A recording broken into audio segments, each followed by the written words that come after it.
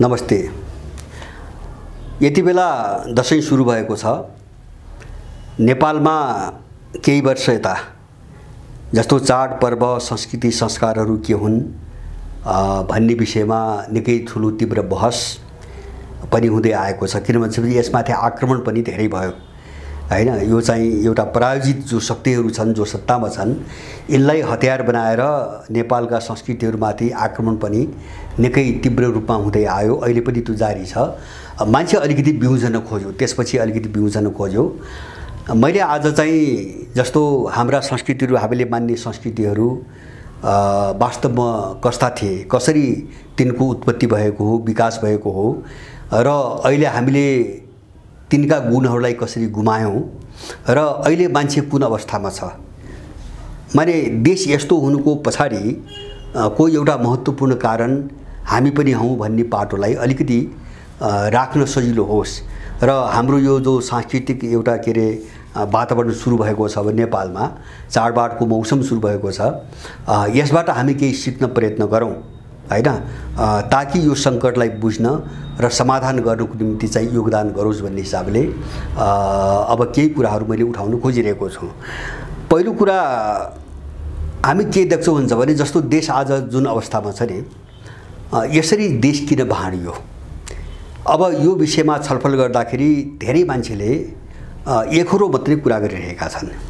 एकहोरो कुरा के गरिरहेका छन् भने यो दलहरूले भाँडे, अब उनको व्यवस्था प्रणालीले भाँड्यो, उनलाई बोक्ने उनलाई पाल्ने विदेशीले भाँड्यो हैन। मोटामोटी राम्रोसँग चाहिँ तपाईको तर्क गर्ने मान्छेले पनि यही भन्दै आएको छ र यो सत्य पनि हो। तर देश भाँडिनुको यो एउटा पाटो मात्रै हो हैन। यसको अर्को पाटो छ जो हामीले ध्यान नदिए हुँदैन। त्यो अर्को पाटो के हो भन्छ भने देश यिनीहरूले किन भाँड्न सफल भए त भन्छ भने हामी कमजोर हुँदा यिनीहरू देश भाँड्न सफल भए हैन। त्यो पाटोतिर हामीले गहिरो ध्यान दिएका छैनौं। किन हामी कमजोर किन भयौं? जस्तो देशमा यस्तो यिनीहरूको वितण्डा, एउटा गुण्डा राज हैन, एउटा के रे चाहिँ जंगली एउटा शासन यस्तो निर्बाध रूपमा चाहिँ तपाईको चल्दा पनि हामी प्रतिरोधविहीन किन भइरहेका छौं, अथवा हामी त एउटा चाहिँ यसको जबरजस्त मुकाबला गर्न हामी किन सकिरहेका छैनौं? मलाई लाग्छ यो धेरै महत्त्वपूर्ण पाटो हो। मैले यही चीजलाई अलिकति चाहिँ तपाईको हाम्रा आफ्ना समस्यासँग जोडेर अथवा मान्छेका समस्यासँग जोडेर मैले केही कुराहरू गर्दै छु। पहिलो कुरा त हामीले चाहिँ यो पश्चिमा तपाईको सोच, विचार अथवा संस्कार, आदत, आचरण आदि इत्यादि जति पनि चीजहरू छन् नि, यिनी चीजहरूको प्रभावमा पर्यौं हामी पर्यौं। हामी के भयो भन्छ भने अहिले हामी बजारको अंग भयौं हैन। हामी बजारको एउटा अंग मात्रै भयौं, बजार भित्रको एउटा चाहिँ तपाईको वस्तु मात्रै भयौं। हामीले विचार गुमायौं, हामी विचारविहीन मान्छे भयौं हैन। हाम्रो पहिलो समस्या अहिले जस्तो विचारविहीनता भनेको के हो भन्छ भने विचारविहीनता भनेको दिशाविहीनता हो, गन्तव्यहीनता हो हैन। जससँग विचार हुँदैन त्यससँग चाहिँ अगाडि बढ्ने बाटो पनि हुँदैन र त्यो कहाँ पुग्ने भन्ने त्यसको कुनै लक्ष्य पनि हुँदैन। आजको मानिस त्यो ठाउँमा छ र ऊ बजारमा यसरी फसेको छ। जस्तो सबैको दैनिक जीवन हेर्नुस् हैन, सबैको दैनिक जीवन हेर्नुस्, ऊ साँझदेखि बिहानसम्म अब त्यही चाहिँ तपाईको 2-4 पैसा कसरी कमाउने अथवा चाहिँ तपाईको के गर्ने के नगर्ने, त्यही माने एउटा बजारिया जो परिवेश छ त्यो परिवेशको वरिपरि छ र उसले आफूलाई के साल्छ भन्छ भने जस्तो मैले गरेर के हुन्छ हैन, जस्तो आफूले गर्नुपर्ने कर्तव्यप्रति पनि मान्छे उदासीन छ हैन। भोलि के हुन्छ त्यसलाई थाहा छैन, ऊ तनावग्रस्त छ, भोलि के हुन्छ त्यसलाई थाहा छैन हैन। आज जो सामुन्यमा वर्तमान आएको छ यसलाई कसरी धकेल्ने भन्ने मात्रै उसलाई चिन्ता छ। ऊ तनावग्रस्त, विक्षिप्त छ हैन, सबै समस्यामा छ, मानसिक पीडामा छ, तर उसले निगास पाइरहेको छैन, उसले बाटो पाइरहेको छैन। किन भन्छ भने ऊ विचार शून्य भइसकेको छ, ऊ विचारविहीन भइसकेको छ। अथवा त्यस्तो अवस्थामा मान्छेलाई उनीहरूले ल्याइ पुर्याएका छन्, अथवा यो त विदेशी चक्रव्यूह हो जो वैचारिक एउटा दमनको उनको रणनीति हो नि हैन। मान्छेलाई विचारबाट च्युत गराउने, विचारबाट च्युत गराएर अनि त्यसलाई एउटा एउटा चाहिँ बजारको चाहिँ तपाईको उसँग चाहिँ तपाईको कसरी जोड दिने भन्ने कुरामा उनीहरू सफल भएका छन् र एउटा तपाईँ हाम्रो एउटा मुख्य समस्या आजको समस्या भनेको विचारविहीनताको समस्या। अब म यससँग जोडिएको हाम्रो अर्को एउटा चाहिँ समस्याको कुरा गर्छु। अब यो विचारविहीनताले हामीलाई कहाँ पुर्यायो? अर्को एउटा समस्या विचारविहीनताले हामीलाई कहाँ पुर्यायो भन्छ भने हामीलाई चरम व्यक्तिवादी, चरम भोगवादी, चरम उपभोक्तावादी बनाएको छ। यति बेला मान्छेले चाहिँ सत्ता भोग के अरे चाहिँ सुख भोग हैन भन्दा केही पनि देख्दैन अथवा उसले आफ्ना व्यक्तिगत आवश्यकता कुराहरूभन्दा बढी केही पनि बुझ्दैन। अब यो समस्या चाहिँ तपाईको दुई कोणबाट आइरहेको छ। दुई कोणबाट यो समस्या आइरहेको छ। एउटा समस्या यसको एउटा स्कुलिङ हो। स्कुलिङ के हो भन्छ भने जस्तो नेपालका सबै जो आइडियोलोजी विचारधारा भन्छ नि, राजनीतिक विचारधारा हैन, अब छनलाई चाहिँ आर्थिक विचारधारा पनि त्यही छ, सामाजिक विचारधारा पनि त्यही छ, अरू पनि त्यही छन्। अहिले नेपालमा पढाइने सिकाइने सबै चिजहरू छन्। यिनी विचारधारा के छन् भने इनका पछाडिको तपाईको दर्शन अथवा इनलाई हेर्ने जो चाहिँ तपाईको कोण हो, जो दृष्टिकोण हो, त्यो चाहिँ पुरै भौतिकवादी छ। अब भौतिकवादी दृष्टिकोणले हामीलाई के सिकायो, स्कुलिङ के बनायो भन्छ भने हामीले आफूलाई एउटा भौतिक अवयव हैन, एउटा भौतिक एकाइ अथवा भौतिक वस्तु मात्रै ठान्ने एउटा स्कुलिङको विकास भयो। त्यो स्कुलिङले के गर्यो भन्छ भने हाम्रो जीवन, हाम्रो दिमागबाट अध्यात्म र नैतिकता भन्ने चिज मारिदिएको छ आज। त्यसकारणले अहिलेको मान्छे, अहिलेको नेपालको मान्छे के भन्छ भने भौतिक मान्छे मात्रै हो। ऊ आफ्नो बुझाइमा हैन, अहिलेको चाहिँ मान्छेको बुझाइमा ऊ आफू भौतिक मान्छे मात्रै हो हैन। अब ऊ अध्यात्म पनि त्यससँग छैन, आध्यात्मिक पाटो पनि छैन, नैतिक पाटो पनि छैन हैन। अब एउटा यो स्कुलिङले ल्यायो यस्तो एउटा भौतिकवादी स्कुलिङले। अब यो भौतिकवादी यस्तो स्कुलिङ किन आयो त भन्छ भने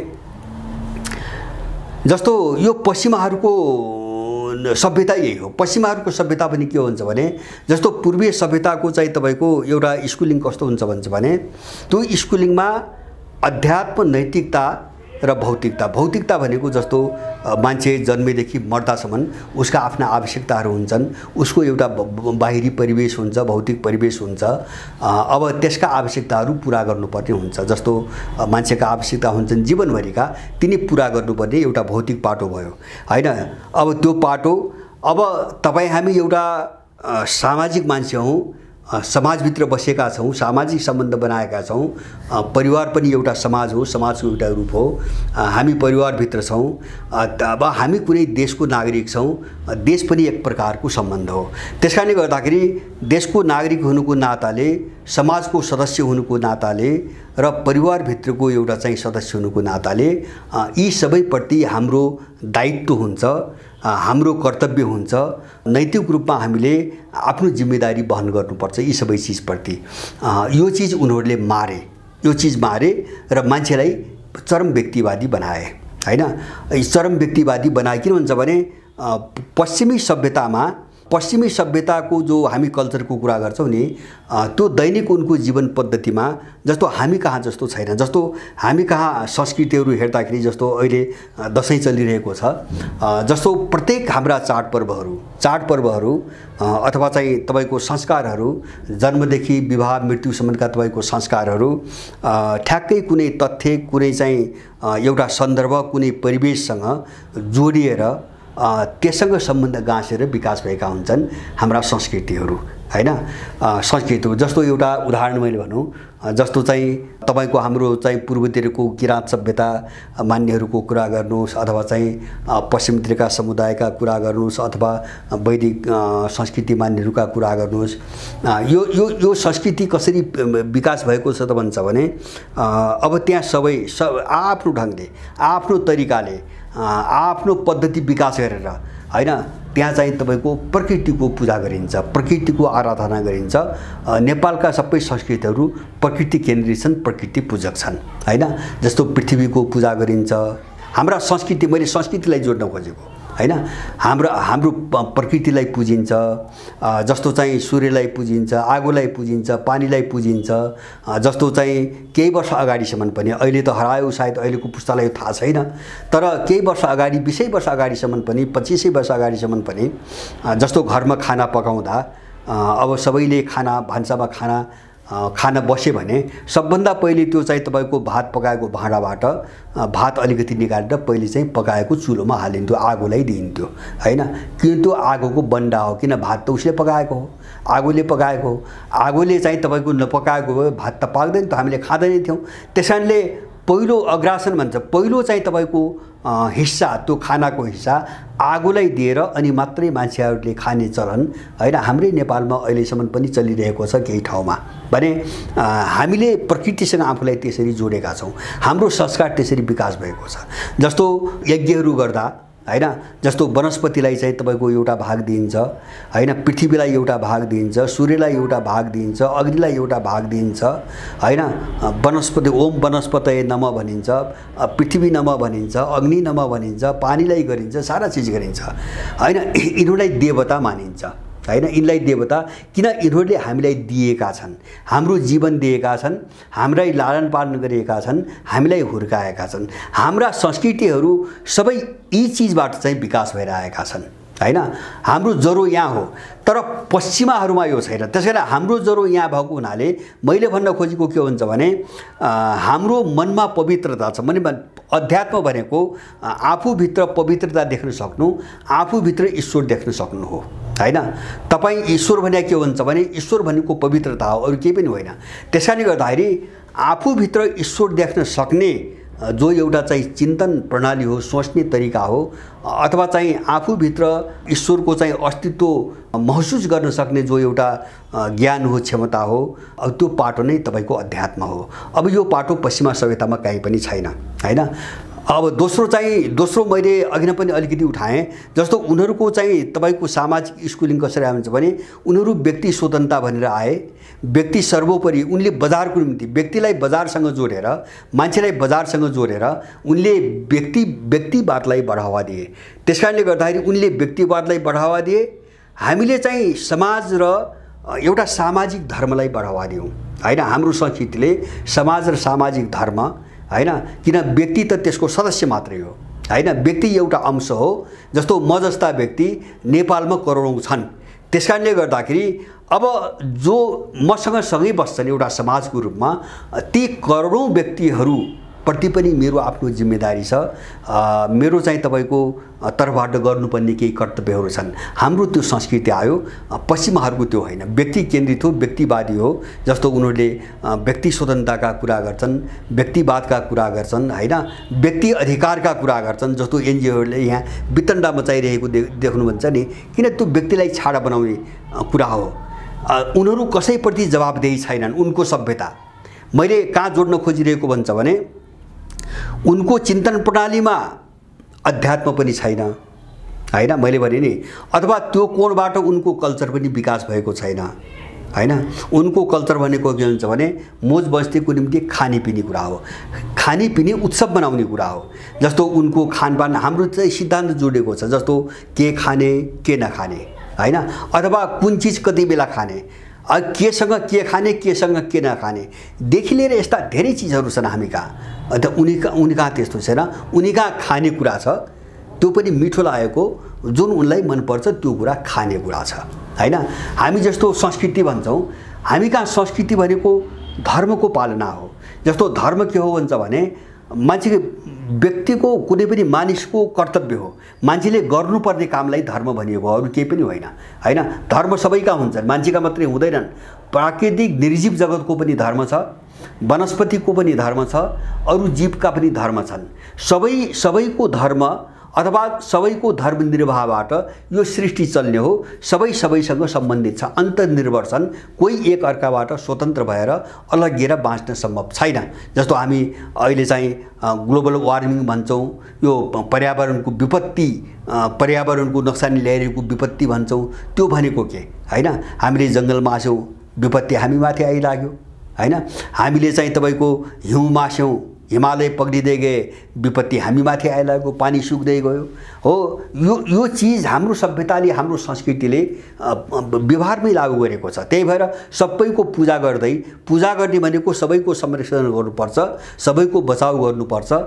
हाम्रो संस्कृति त्यहाँबाट आएको छ हैन।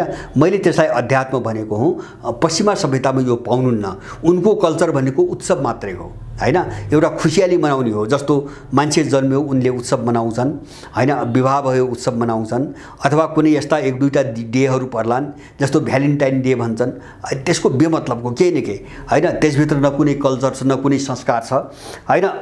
त्यसकारणले गर्दाखेरि उनको चाहिँ तपाईको कल्चरसँग अध्यात्म जोडिएको छैन, नम्बर 1। दोस्रो, मैले भने उनको सामाजिक दर्शन ले व्यक्तिलाई चाहिँ सर्वोपरि मान्छ, व्यक्तिलाई धुरीमा राख्छ हैन।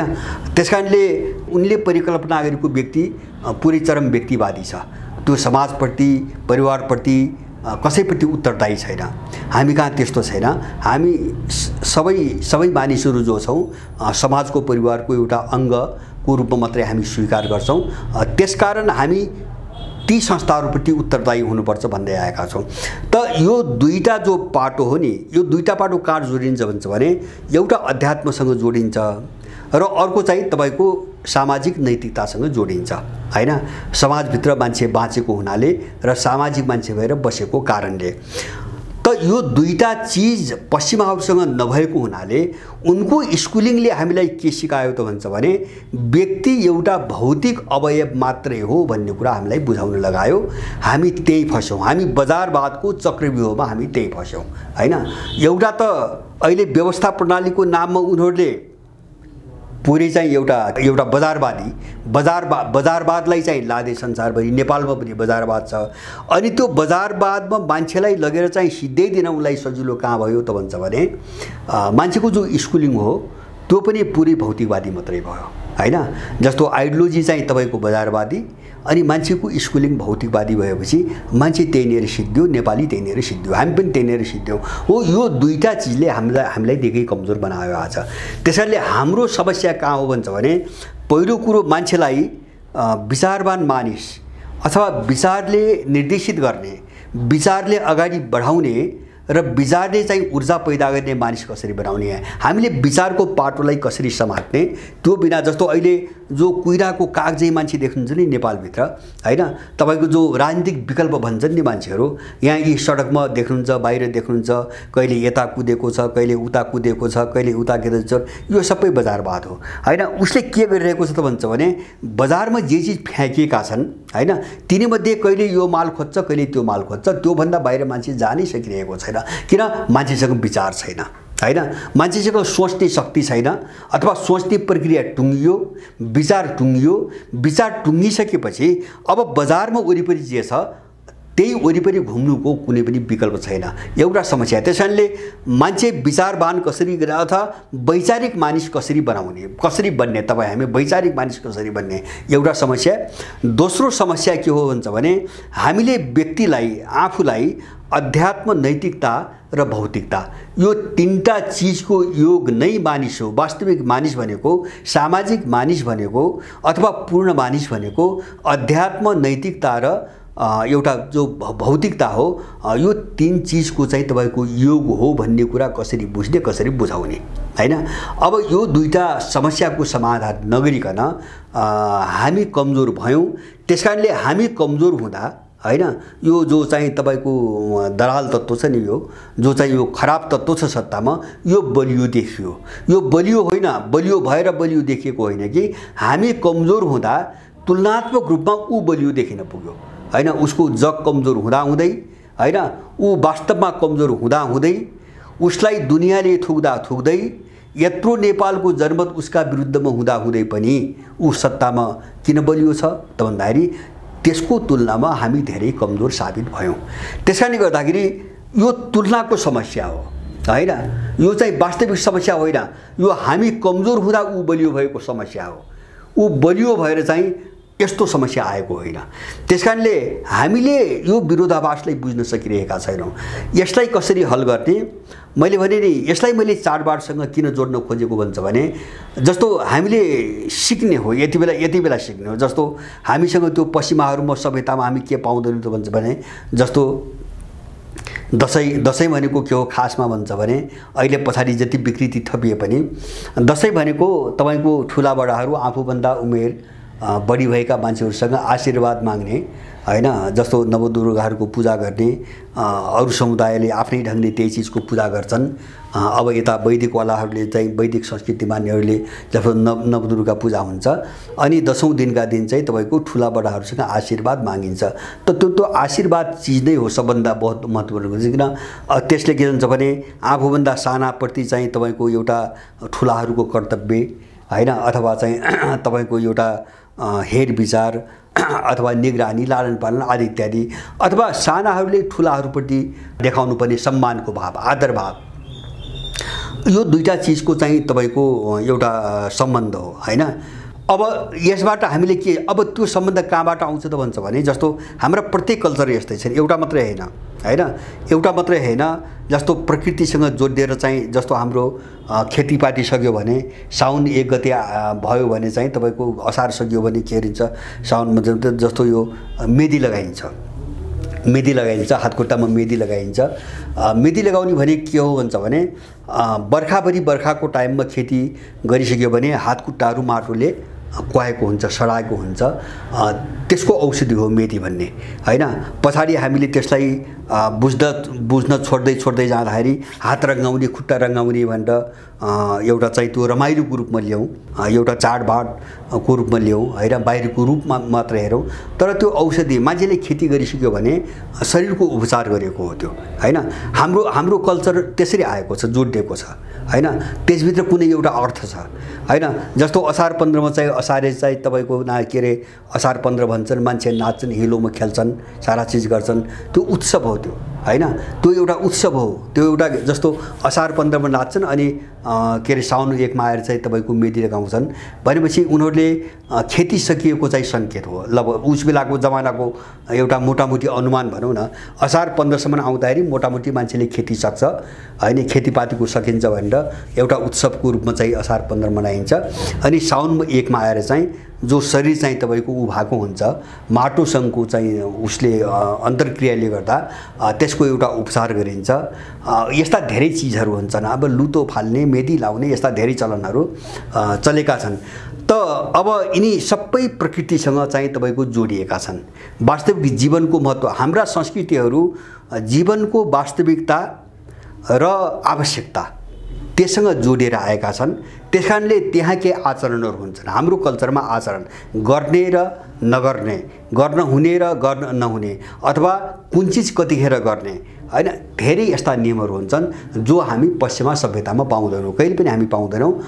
त्यसको कुनै इतिहासै छैन पश्चिमा सभ्यतामा। पश्चिमा सभ्यता भनेको गएको यो 500-700 वर्ष यताको तपाईँको यो चाहिँ यो जो विशेष गरिकन यो पश्चिमी युग जो भन्छ नि, त्यसपछिको पश्चिमा सभ्यता भनौँ।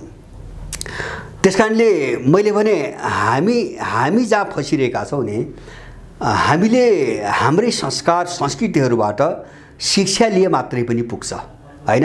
यो कसैले क्लास लिइदिनुपर्ने, लेक्चर दिनुपर्ने हैन, अथवा पढाइदिनुपर्ने विषय होइन हैन। जस्तो सबै नेपालीले यति बेला चाडबाडको चाहिँ अब मौसम सुरु भएको छ, प्रत्येक चाडबाडलाई अलिकति गहिरिएर हेऱ्यौँ भने त्यसको गजबको एउटा चाहिँ तपाईँको समन्वय, एउटा परम्परा हामी कसरी चाहिँ पुर्खाहरूले, पहिलेका मानिसहरूले कति वैज्ञानिक ढङ्गले अथवा कति मिहिन ढङ्गले, कति गहिराइमा पसेर हैन यिनी सबै चिजको थालनी गरेका रहेछन्, किन यिनी जीवनका आवश्यकता थिए। त्यसकारणले संस्कृति के हो भन्छ भने मान्छे चाहिँ तपाईँको बाँच्ने भन्दाखेरि दुई कोणबाट, एउटा मान्छे चाहिँ परिवेशसँग अभ्यस्त भएर कसरी बाँच्ने त्यो कोणबाट संस्कृतिको विकास भएको हुन्छ, र अर्को मैले भने नि मान्छेको जो धर्म हो, मान्छे जे चिजलाई धर्म भन्यो त्यसलाई चाहिँ व्यवहारमा चाहिँ अनुवाद गर्नुको निम्ति अथवा लागू गर्नुको निम्ति मान्छेले एक खालको जुन विधि वा पद्धति विकास गर्यो हैन, संस्कृति त्यहीबाट विकास भयो हैन, संस्कार हुँदै अनि संस्कृति त्यहीबाट विकास भयो। त्यसैले गर्दाखेरि संस्कृति भनेको एउटा हाम्रो ठुलो विचार पाठशाला हो, ठुलो चाहिँ एउटा विश्वविद्यालय हो हैन।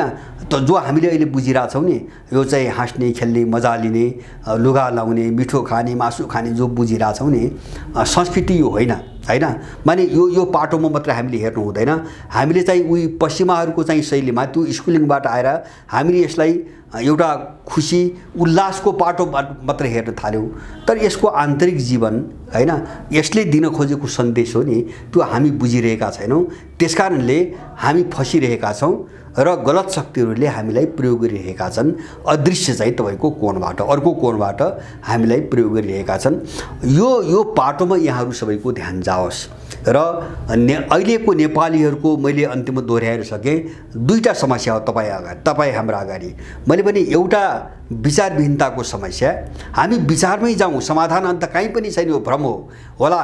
केही मान्छेलाई लाग्ला, मैले धेरै यस्ता मान्छे पनि भेटेँ, विचारको कुराहरू के हुन्छ, कहाँ हुन्छ, विचार भने के हो, विचारले के दिन्छ हैन, यस्ता फाल्तु कुरा गर्ने मान्छेहरू पनि छन्। किन विचार भनेको उनीहरू के बुझ्दैनन् हुन्छ भने, विचार भनेको के हो उनलाई केही पनि थाहा छैन। किन विचार भनेको तपाईँको आँखा हो, बाटो देखाउने एउटा चाहिँ प्रकाश हो, ज्योति हो, जसले कुनै गन्तव्यमा पुग्न, कुनै लक्ष्यमा पुग्नसम्म हामीलाई सहयोग गर्छ हैन।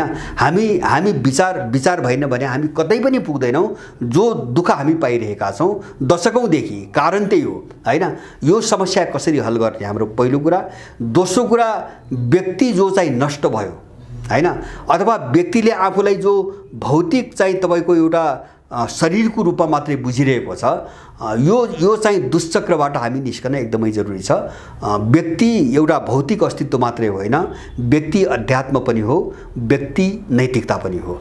त्यसकारणले र व्यक्ति भौतिकता पनि हो, किन शरीर भौतिक अवयव हो, भौतिक चिज हो, र त्यो शरीरभित्र भौतिकता मात्रै पनि छैन, त्यही शरीरभित्र अध्यात्म पनि छ, त्यही शरीरभित्र चाहिँ नैतिकता पनि छ। त्यसकारणले व्यक्ति स्वयं अध्यात्म, नैतिकता र भौतिकताको सम्मिश्रण हो, यो तीनटा चिजको योग हो। त्यसकारणले हामीले त्यो व्यक्ति कसरी निर्माण गर्ने, आफूलाई त्यस्तो व्यक्ति कसरी बनाउने, यति काम गरिदिन सक्यौँ दुईटा हैन। एउटा विचारसहितको मान्छे बन्ने एउटा कोसिस, एउटा चाहिँ तपाईँको अध्यात्म, नैतिकता र भौतिकता तीनै चिजको सम्मिश्रण, तीनै चिजको योग नै म हुँ भन्ने खालको चेतना विकास मात्रै भयो भने, अनि त्यसपछि हामीले भन्छौँ नि अन्तर्ज्ञान अथवा चाहिँ तपाईँको अन्तर्दृष्टि भन्छौँ नि, त्यहीबाट आउने कुरा हो हैन। त्यहीबाट आउँछ, आफसे आफ मान्छे आउन थाल्छ। किन मान्छेले त्यो ढङ्गले सोच्न सुरु गर्छ। अब त्यसले पैदा गर्ने हो ऊर्जा हैन। तपाईँको आत्मविश्वास पनि त्यही आउँछ। आत्मविश्वासबाट भएपछि मात्रै मान्छेमा काम गर्ने ऊर्जा आउने हो। तर आज हामी चाहिँ जस्तो मुर्दा जस्तो निराश, असहाय हैन, केही पनि गर्न सकिन्न, यस्तो चाहिँ हरेक मान्छेको मुखमा किन देखिन्छ भन्दाखेरि मान्छे आफू फसिसकेको छ हैन। आफूलाई बुझ्नै सकिरहेको छैन मान्छेले। उसले म असहाय आज किन महसुस गर्छु आफूलाई भन्छ भने हैन, म बजारको यो विशाल चाहिँ तपाईँको बजारभित्र एउटा टुक्रा हुँ, एउटा माल हुँ हैन। म असहाय छु, म एउटा सानो हिस्साले गरेर के हुन्छ, केही पनि सक्दैन। बजारमा धेरै ठुलो मात्रामा अरू मालहरू छन्। हामी यो चिजको शिकार भइरहेका छौँ। यसबाट उम्किनको निम्ति हामीलाई हाम्रा यिनी संस्कृतिहरू जो छन् नि आइरहेका छन्, यिनले प्रेरणा देऊन् र प्रत्येक नेपाली जो संस्कृति आउँछन्, चाहे चाहिँ लोसार आउन् हैन, चाहे चाहिँ दसैँ तिहार आउन्, चाहे चाहिँ माघीहरू आउन्, त इनका पछाडिको चाहिँ तपाईँको अर्थ के हो, यो अर्थ खोतल्नु नै हैन सबभन्दा चाहिँ महत्त्वपूर्ण काम हो। मलाई लाग्छ यसबाट हामीले संसारमा कतै पनि पढ्न नपाएको शिक्षा हामीले यसैबाट पढ्न सक्छौँ। यति मात्र भयो भने पनि अब देशको निम्ति, समाजको निम्ति र तपाईँ हाम्रै निम्ति पनि हामीले धेरै काम गर्न सक्छौँ भन्ने चाहिँ मलाई लाग्छ। हस्, धन्यवाद।